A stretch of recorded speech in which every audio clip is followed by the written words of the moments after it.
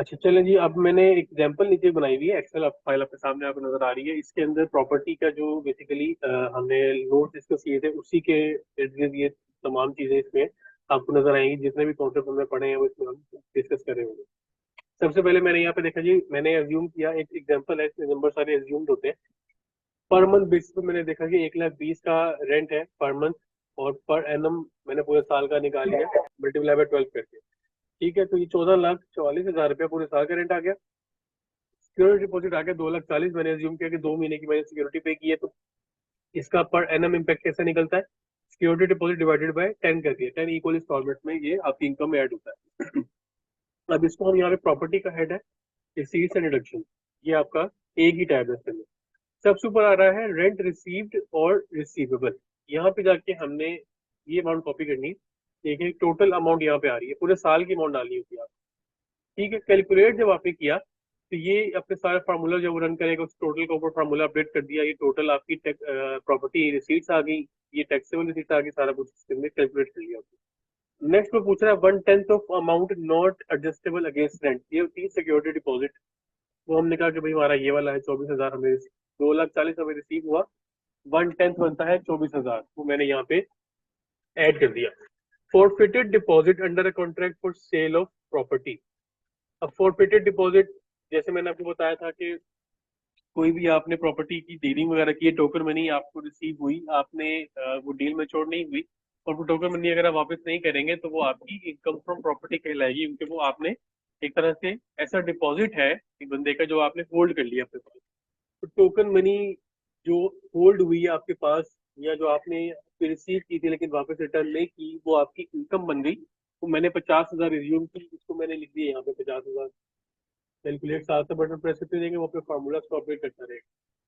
Recovery of unpaid rent irrecoverable rent allowed as deduction. Recovery of unpaid irrecoverable rent allowed as deduction, इसका मतलब क्या है कि 2000, जैसे हम एग्जांपल में भी डिस्कस किया था नोट्स के साथ, इसमें मैं आपको एक रफ आइडिया दे देता हूँ कि 2021 टैक्स ईयर है, उसमें आपको एक रेंट रिसीव नहीं हुआ आपने, लेकिन उस पर टैक्स जमा करवा दिया। अब 2022 टैक्स ईयर आ गया, वो रेंट आपको रिसीव नहीं हुआ, तो उसने आपको कहा कि भाई आपने इस पे पहले से टैक्स जमा करवा दिया था, असल में तो आपको एक महीने के रेंट का नुकसान हो गया।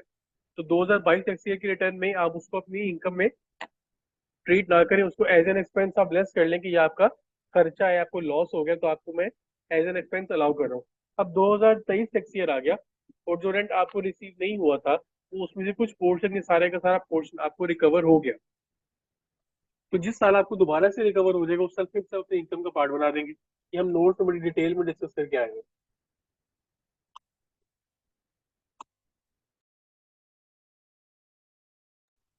ठीक है जी, तो recovery of unpaid irrecoverable rent allowed as reduction, ये मैंने एग्जांपल में एज्यूम किया प्रीवियस ईयर रेंट रिसीव्ड की, जो पिछले सालों का रेंट था जो कि आपको रिकवर नहीं हुआ था और आपने उसके अगेंस्ट एक्सपेंस क्लेम कर लिया था।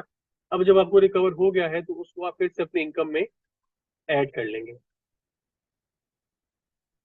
नेक्स्ट पॉइंट है कि अनपेड लाइबिलिटीज एक्सीडिंग 3 इयर्स। 3 साल से ज्यादा का अरसा गुजर गया, ये भी हम पॉइंट नोट्स में डिस्कस करके आए थे कि 3 साल से ज्यादा का अरसा गुजर गया और आपने अपनी कोई एक्सपेंसेस की ऐसी लिस्ट है या ऐसी कोई एक्सपेंसेस है जो कि आपने अभी तक पे नहीं किए, लेकिन उनके अगेंस्ट आपने अपनी रिटर्न में उसका इम्पैक्ट ले लिया हुआ और अपनी इनकम को कम कर लिया था, मतलब आपको टैक्स कम जमा करवाना पड़ा था। आपने वो एक्सपेंस अपनी रिटर्न में क्लेम कर लिए, लेकिन एक्चुअल में आपने उसकी पेमेंट नहीं की और 3 साल गुजर गए इस बात को। तो चौथे साल में आके वो आपकी इनकम का पार्ट बन जाएंगे। तो मैं अज्यूम करता हूँ कि इस साल में 40,000 के एक्सपेंसेस ऐसे हैं जो कि पिछले 3 साल से अनपेड थे, अब वो आपकी इनकम ऐड हो गई। टोटल आपकी रिसीट्स आ गई 16,74,000, जो कि ये देखिए यार, 16,74,000। ठीक हो गया।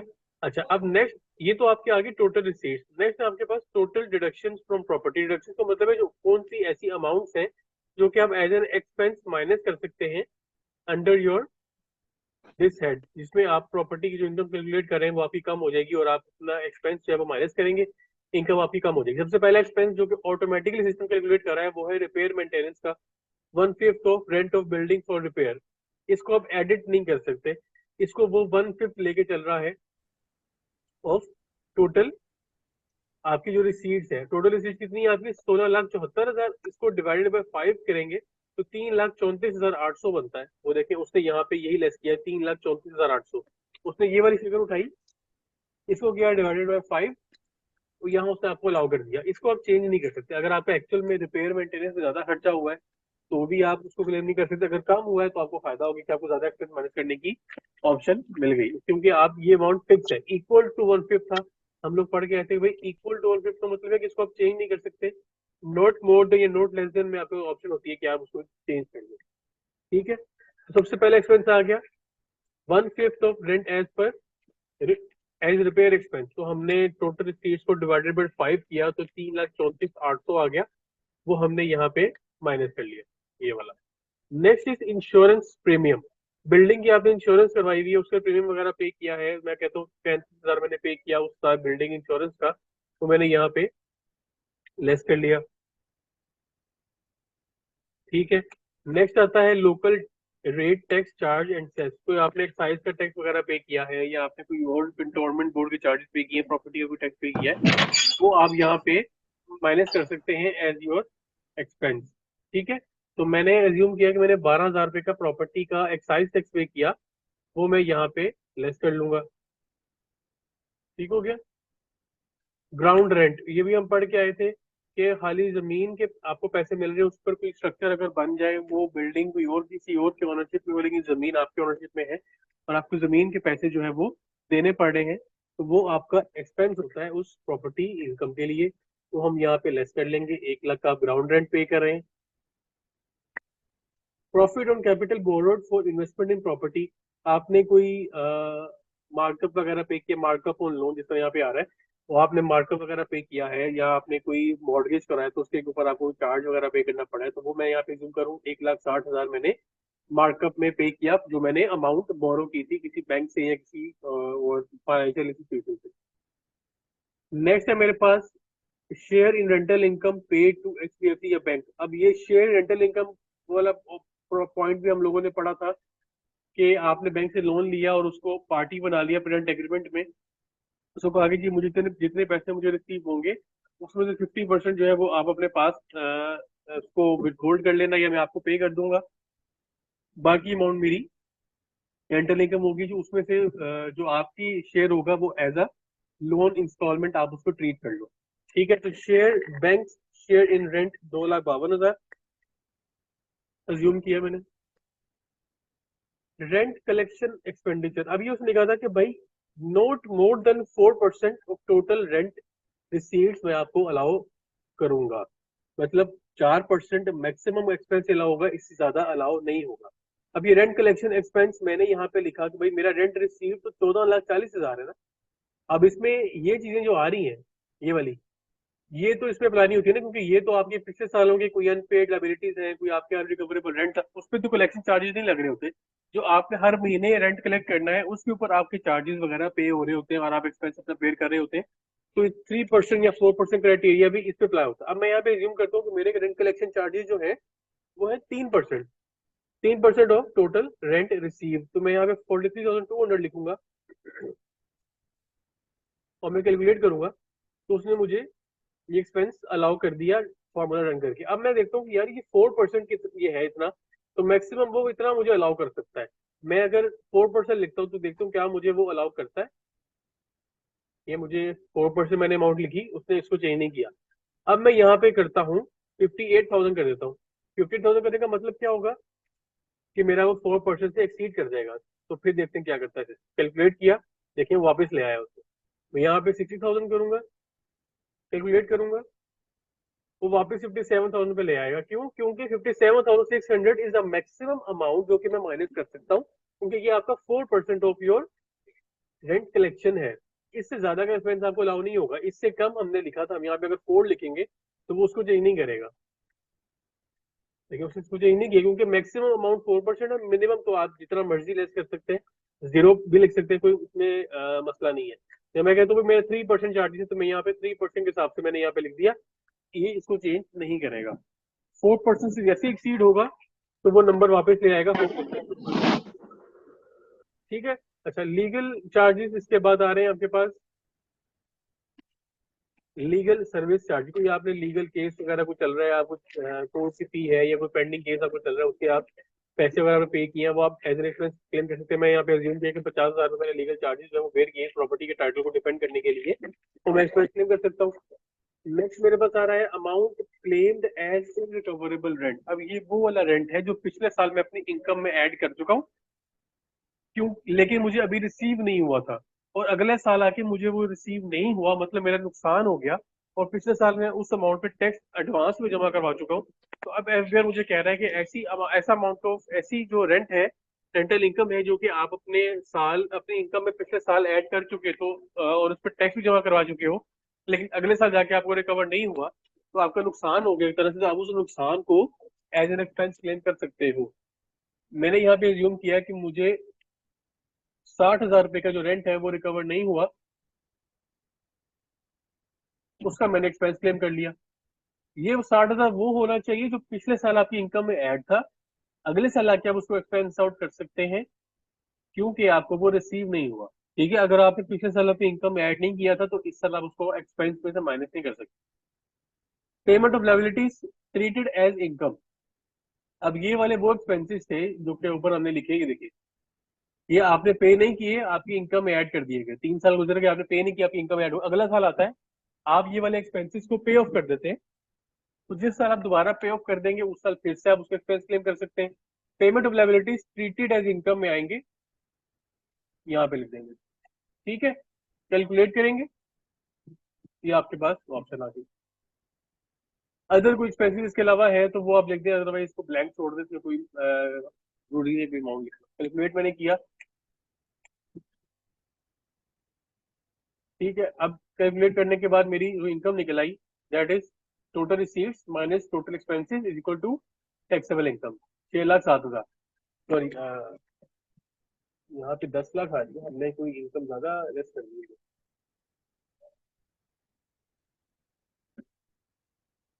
1674, 3,34,000, 106, सही है, 1,067 एक्सपेंसिव है, ठीक है, ये 1,067 ये आ रहा है। नीचे आपकी टैक्सेबल प्रॉपर्टी इनकम कितनी आ गई, 6,07,000, जो कि आपकी इससे मैच कर रही है, 6,07,000। अच्छा, अब हमारी ये इनकम निकल आएगी 6,07,000 की, ठीक है। अब इसके अंदर हम लोग जाएंगे पोर्टल पे वापस, और वापस नीचे आएंगे हम यहाँ पे टैक्स चार्जेबल में, और कंप्यूटेशन में, कंप्यूटेशन, ठीक। अब 6,07,000 देखिए यहाँ पे आ रहा है, इनकम और लॉस ऑन प्रॉपर्टी 6,07,000। अब हम लोगों ने लास्ट टाइम सैलरी के ऊपर कैलकुलेशन की थी, लेकिन आई डोंट नो कि फॉर व्हाट एवर रीजन की सैलरी की कैलकुलेशन जो है वो यहाँ से मिसप्लेस हो गई, तो हम लोग अपने लास्ट लेक्चर में सैलरी की जो हमने इनकम निकाली दैट वाज 5.2 मिलियन। अगर मैं इसको सिंपल यहाँ से कॉपी करूँ ताकि हम अपने डाटा के अंदर इसको पंच कर दें और जो कैलकुलेशन में आपको करवाना चाह रहा हूँ हम कर सकें। ये मैंने एज्यूम कर लिया कि मेरी 5.2 मिलियन की इनकम है सैलरी की। अब मैं आ गया टैक्स चार्जेबल पे वापस, और मैं कंप्यूटेशन पे आऊंगा। ये आपकी आ गई इनकम फ्रॉम सैलरी 5.2 मिलियन, इसके ऊपर हमारी डिटेल डिस्कशन ऑलरेडी हो चुकी हुई है। अभी आज जो हमने निकाली है 6,07,000 इनकम फ्रॉम प्रॉपर्टी। अब ये एक ब्रॉड एग्जांपल बन गई कि अगर एक बंदा सैलरी इनकम भी कमा रहा है, साथ साथ उसको रेंटल इनकम भी आ रही है, तो वो टैक्स किस तरह जमा कराएगा। देखिए, अब यहाँ पे वो पॉइंट आ जाता है कि अब अगर उसने प्रॉपर्टी अपनी दी हुई है किसी विद होल्डिंग एजेंट को, जो कंपनी है या विद होल्डिंग एजेंट है, उसको तो नहीं पता ना कि इस बंदे की रेंटल इनकम के अलावा कौन कौन सी इनकम है, सैलरी इनकम है, बिजनेस इनकम है, उसके अलावा कोई और प्रॉपर्टीज भी है। उसको तो सिर्फ ये पता है कि भाई जो मैं इसको रेंटल इनकम दे रहा हूँ उसके ऊपर मैंने रेट्स अप्लाई करके अपना टैक्स विद होल्ड करना है इस बंदे का, और बाकी पेमेंट इसको जमा करवा देनी है। अब वो विद होल्डिंग किस पॉइंट किस अमाउंट पे करेगा, जो वो रेंट पे कर रहा होगा। रेंट वो कौन सा पे कर रहा होगा, ग्रॉस रेंट अमाउंट के ऊपर विद होल्डिंग लगती है, दैट इज 14,40,000। इस अमाउंट पे आपकी वो, क्योंकि वो आपको देखिए वाली अमाउंट पे कर रहा है ना, 14,40,000, इसके अलावा तो उसको कुछ नहीं पता कि आपको कौन से खर्चे हैं जो आप माइनस कर रहे हैं, क्या आपकी इनकम निकल रही है, वो आपका और एफबीआर का मामला है। उसको तो सिर्फ ये पता है कि वो महीने का 1,20,000 पे कर रहा है, जो साल का बंदा 14,40,000, उसके ऊपर वो अपनी विद होल्डिंग के रेट अप्लाई कर रहा होगा। अब हम यहाँ पे सबसे पहले क्या करेंगे, अपनी सबसे पहले टोटल इनकम निकाल लेंगे हम अपनी। 6,07,000 हमारी इनकम प्रॉपर्टी आ गई, सैलरी हमने कहा 5.2 मिलियन है, और हमने एक अदर सोर्स में 50,000 भी ऐड किया था, वो भी हम यहाँ पे कर लेते हैं। अदर सोर्स में जाके ये हमने गिफ्ट के अंदर एक अपनी की थी, एक जो हमारा एग्जाम्पल थी सैलरी की, 50,000 मैंने यहाँ लिख लिया। कैलकुलेट करेंगे, टैक्स चार्जेबल में आए, कंप्यूटेशन में आए, ये आपकी आ गई टोटल, ये ऊपर salary income, property income, income from other source, agriculture income यहाँ पे ऐड की, लेकिन वो सारी एग्जाम्प्ट होती तो उसको हम यहाँ पे देखें वैसे भी जीरो आ रही है, एग्जाम्प्ट होती है सारी। टोटल इनकम आपकी और टैक्सेबल इनकम आपकी आ गई 5,869271, ये देखिए ये आ रही है 5,869271। अब यहाँ पे आपने इस टोटल इनकम के ऊपर रेट्स अप्लाई करने हैं, जो सिस्टम भी वही अप्लाई कर रहा होगा। अब पहला जो मैंने आपको बताया था कि आपने जब ये डिसाइड करना है कि अगर आपकी इनकम में सैलरी के अलावा भी कोई और इनकम है तो आपने उसको किस तरह ट्रीट करना है। तो मैं आपको अब एक चीज और बताने लगा, यहाँ पे हम सैलरी के नोट्स ओपन करने लगे, और उसमें शायद मैंने लास्ट लेक्चर में भी आपको ये चीज बताई थी, तो खैर दोबारा मैं आपको बता देता हूँ। ये नोट्स में ओपन कर लिए, इसमें जो हमारे पास लास्ट में विद जो सैलरी के रेट्स आ रहे थे उसके ऊपर जो टेबल बना हुआ है, तो फिर टॉप पे एक चीज लिखी है, टेबल के ऊपर ये लिखा हुआ where the income of an individual chargeable under that salary exceeds 75% of his taxable income. यहाँ पे उसने कहा कि अगर एक बंदा सैलरी इनकम के अलावा कोई और इनकम भी अर्न कर रहा है, और टोटल इनकम उसकी जो निकली है सिस्टम के अंदर जब उसने डाटा अपना डाला, और जो उसकी सैलरी इनकम है वो टोटल टैक्सेबल इनकम के 75% से ज्यादा है, तो आप अपनी टोटल इनकम के ऊपर सैलरी के रेट अप्लाई करेगा आपका सिस्टम। अगर आपकी सैलरी है पूरे साल की, एग्ज्यूम कर रहा हूं मैं, 1 लाख रुपए, और आपकी बाकी इनकम है 2 लाख रुपए, मतलब आपकी salary income total taxable income का कितना है, 50%। मिनिमम क्राइटेरिया कितना दिया हुआ है उसने, 75%, कि आपकी salary income total taxable income का मिनिमम 75% से ज्यादा होना चाहिए, तो आपकी ये सैलरी के रेट अप्लाई होंगे इनकम कैलकुलेट करते हुए। अगर आपकी सैलरी 75% के जो परसेंटेज है उसको मीट नहीं कर रही, आपकी सैलरी थोड़ी है, बाकी इनकम उससे ज्यादा है, तो फिर आपकी टोटल इनकम के ऊपर सैलरी के रेट अप्लाई नहीं होंगे, वो फिर नॉन सैलरी रेट अप्लाई होंगे, जो कि हम लास्ट लेक्चर में डिस्कस करके आए हैं फॉर प्रॉपर्टी। यहाँ पे अगर मैं ओपन कर लूँ, ये हमारा जो नॉन सैलरी क्लास के लिए है, ये मैं बेसिस यहाँ ओपन कर लेता हूँ, इसके अंदर जो आ रहे हैं फॉर नॉन सैलरीड क्लास के जो आपके रेट अप्लाई होते हैं, और इसके अंदर नहीं होंगे, ये वाला,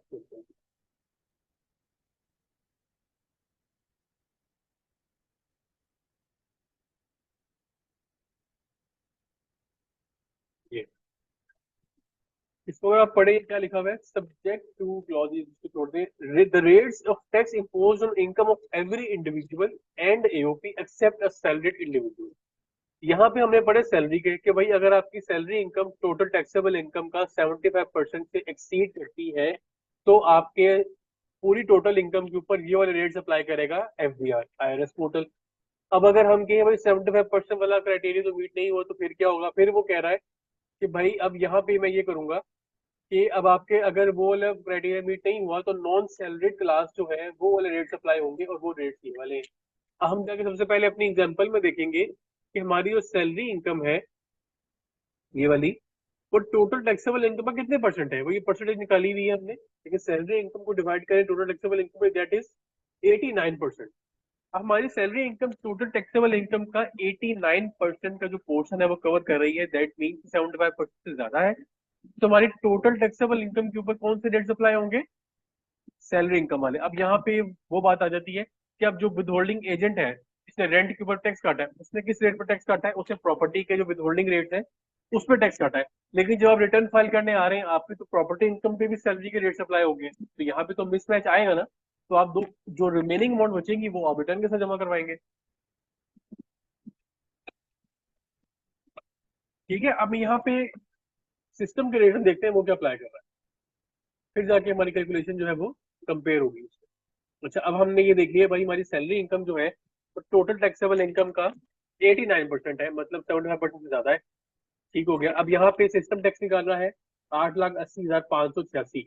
ये कैसे निकाला उसने, हमने अभी इसको हम नहीं देख रहे, हम कहते हैं कि भाई हमने अपनी ये वाली इनकम देखनी है कि हमारी टोटल टैक्सेबल इनकम है 5.8 मिलियन, इसमें हमने अपना टैक्स लगाना है। अब हमारी ये 75% वाला क्राइटेरिया मीट हो रहा है, दैट मीन्स हमारी इनकम के ऊपर सैलरी के रेट अप्लाई हो रहे हैं। तो हम चलते हैं अपने सैलरी के रेट के ऊपर, जो कि है ये वाले। इनकम कितनी है आपकी, 5.8 मिलियन, 5.8 मिलियन आप सर्च करें, आपकी किस स्लैब के अंदर आ रहा है? 5.8 मिलियन आ रहा है आपके स्लैब में, स्लैब नंबर 7। 6,70,000 आपका फिक्स टैक्स है। 22.5% of the amount exceeding ₹5 million. 6,70,000 आपने ये आ गया। और variable taxes 22.5% of the amount exceeding 5 million variable tax. Total tax आ गया 865,586। ठीक है, यहाँ पे क्या आ रहा है? 865,586 नॉर्मल इनकम टैक्स। 865,586 मैच कर गया इससे। सिस्टम ने क्या रेट अप्लाई की? सिस्टम ने आपकी टोटल इनकम के ऊपर सैलरी के रेट अप्लाई कर दिए। हमने यहाँ पे अज्यूम किया था लास्ट लेक्चर में कि हमारा प्रॉफिट के ऊपर कोई यहाँ पे 15,000 रुपये हमें रिसीट्स आई है, वो हमारा जो बैंक स्टेटमेंट फाइल करते हैं हमने अज्यूम किया था कि यहाँ पे हमारा प्रॉफिट वो 1 लाख का, उसमें हमारी 15% की विथहोल्डिंग हुई है, 15,000 का हमारा टैक्स लगा, तो वो 15,000 हमारा यहाँ पे नजर भी आ रहा है, ये 15,000। ठीक है, तो 865,586 में आपका 15,000 ऐड हुआ तो 8,80,586 हो गया। अब हम यहाँ पे जाके इसको देख भी लेते हैं कि 865 है। ठीक है, अब इसके अंदर हम लोग यहाँ पे ऐड कर लेते हैं, जो यहाँ पे चीजें नहीं आ रही इसको हम ऐड कर लेते हैं। Add fix tax on profit 15,000, ये आपका आ गया टैक्स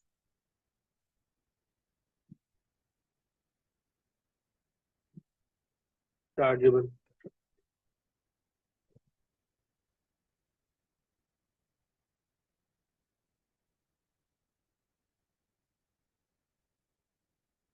8,80,586, 8,80,586 टोटल टैक्स चार्जेबल आ गया। अच्छा, अब ये तो आपसे आगे टोटल टैक्स की कैलकुलेशन। अब इसमें से आपने अगर अपनी प्रॉपर्टी दी हुई किसी विथहोल्डिंग एजेंट को, तो उसने तो आपका टैक्स विथहोल्ड किया होगा ना, ऐसे ही है। तो टैक्स विथहोल्ड किया होगा उसने किस इनकम पे? ये वाली अमाउंट पे। अब हम खोल लेते हैं विथहोल्डिंग के रेट, सब में जो हमने लास्ट लेक्चर में पढ़े थे, इनकम फ्रॉम प्रॉपर्टी। ये आ रहे हैं आपके विद होल्डिंग के रेट। अब आपकी जो रेंटल इनकम है, जिस जो आपको रेंट उसने पे किया है, जिसको उसने टैक्स काटना है, दैट इज 14,40,000। 14,40,000 आपका आ रहा है जनाब इस स्लैब में, स्लैब नंबर 3 में। 15,000 आपका fix tax, 10% amount exceeding 6 lakh आपका वेरिएबल टैक्स है। ये आपका आ गया विद होल्डिंग के ऊपर जाते हैं। 15,000 फिक्स टैक्स और 10% amount exceeding 6 lakh variable tax. Total tax 99,000 आपका विद होल्ड हुआ। अब देखिए आपका टोटल टैक्स कितना निकल रहा है? 8,65,000। ठीक है, इसमें से आपकी रेंटल इनकम कितनी? 14,40,000। उस पर उसने कितना टैक्स काट लिया? 99,000। अब कुछ टैक्स आपका सैलरी में भी तो कटा होगा ना, आपका जो सैलरी इनकम है, आपकी एम्प्लॉयर ने टैक्स काटा होगा। अब आपके एम्प्लॉयर ने किस रेट पर टैक्स काटा होगा? आपकी इनकम ये वाली है, उसने आपको इतने पैसे दिए टैक्सेबल इंग्लिश में, टैक्स चलाएगा आपका। तो हम लोग खोल लेते हैं सैलरी के with holding rate. Salary notes open किए, इसके साथ ओपन हुए वही वाले। अब 5 पॉइंट कितनी इनकम हमारी सैलरी इनकम कितनी है? 5.2 मिलियन। 5.2 मिलियन हमारा आ रहा है अगेन इस स्लैब के अंदर ही। 670 हमारा फिक्स टैक्स है, ये आ गया 670 fix tax. 22% amount exceeding 5 million आपका वेरिएबल टैक्स है, वो ये आ गया। ठीक है, अब आपकी सैलरी इनकम के ऊपर एम्प्लॉयर ने जो टैक्स काटा है, उसको नहीं पता कि आपकी प्रॉपर्टी इनकम है या नहीं है। उसने सिर्फ आपको जो पेमेंट कर रहा है सैलरी की, उस पर टैक्स काटना है। वो पेमेंट कितनी कर रहा है? ये वाली, उस पर इतना टैक्स काट लेगा वो। 7,17,761। अब टोटल आपका टैक्स कितना विथहोल्ड हुआ? प्रॉपर्टी पे 99,000, सैलरी पे 717, टोटल 816 आपका टैक्स विथहोल्ड हो गया। टोटल आपकी लायबिलिटी कितनी है? 880586। इसमें हम एक और विथहोल्डिंग रख लेंगे, क्योंकि 15,000 जो आपका ये ऐड प्रॉपर्टी का ऐड हुआ, ये नीचे आपका अकाउंट पे जो पैसे आपको आते हैं सेविंग अकाउंट में, वो प्रॉपर्टी वो आपकी कट के आते हैं ना। तो हम लिख लेते हैं यहाँ पे लेस विथहोल्डिंग टैक्स ऑन प्रॉफिट। 15,000 ये भी तो कट गया ना आपका।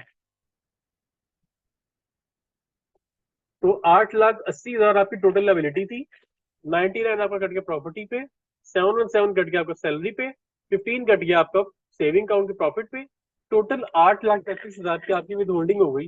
बाकी अमाउंट क्या बच गई? Admitted income tax 48,825। Coming back to return, data यहाँ पंच करेंगे। एडजस्टेबल टैक्स, ये आपका आ रहा है सैलरी। यहाँ पे आप देखेंगे अपनी सैलरी की अमाउंट 5.2 मिलियन। यहाँ पे जितना टैक्स आपका विदहोल्ड हुआ सैलरी के ऊपर वो आपने लिखना है यहाँ पे, वो इतना हुआ, वो आपने यहाँ लिख दिया, कैलकुलेट। ठीक है जी। अच्छा, प्रॉपर्टी के ऊपर भी आपका टैक्स विदहोल्ड हुआ है, ऐसे ही है। तो एडजस्टेबल टैक्स में आपका आ रहा होता है, प्रॉपर्टी भी आ रहा होता है नीचे जाके। अगर आप इसको ड्रैग डाउन करेंगे तो आपके पास यहाँ पे आपको नजर आ जाएगा section 155, holding tax on property.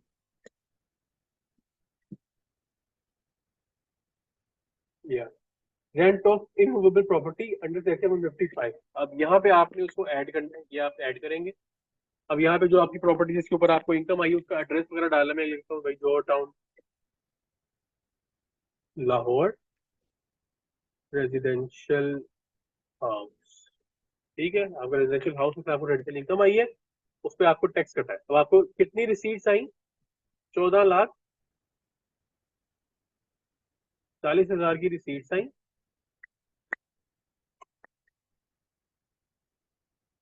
Calculate. कितना टैक्स कटा आपका? 99,000। तो हम यहाँ लिख देते हैं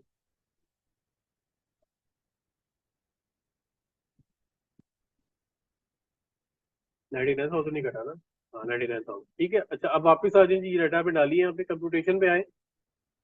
अब यहाँ पे वो आपको बता रहा है कि आपका टोटल जो टैक्स है दैट इज 880586। इसमें से जो आपकी विद होल्डिंग हो गई है 831, ये आपकी विद होल्डिंग है 831,761, सेम यहाँ पे आ रही है। ठीक है, बाकी एडमिटेड इनकम टैक्स बच गया 48825, जो कि आप रिटर्न में जमा कराएंगे 48825। तो मैच